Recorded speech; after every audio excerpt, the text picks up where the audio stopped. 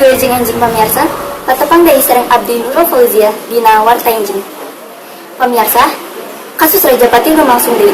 Kali ieu nimpa sareng wanoja di Kabupaten Bogor, Jawa Barat.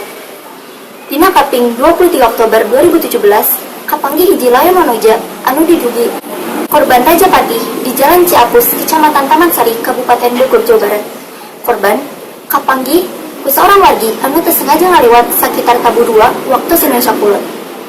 Waktu kapanggih, korban nganggo kaos bodas, sweater koneng, jeung celana panjang hideung dina posisi tangkurat di sisi jalan. Di olah tempat kejadian perkara, kapanggih hiji tas hideung anu diduga gaduh korban atas nami Herawati wargi Kampung Cibereun, RT 2 RW 8, Kecamatan Bogor Selatan. Ibtu Nur Hidayat nuturkeun Herawati diduga jadi korban Rajapati ku sabab pisah kujur tubuhna loba luka memar bekas pukulan benda tumpul. Tapi nepi ka ayeuna polisi masih nalungti kasus ieu jeung penelitian jalmi anu panlingkungan Jepang jeung Herawati. Sementara eta, jenazah Herawati dibawa ka RS Ciawi guna panalungtikan leuwih jeung guna kaperluan autopsi.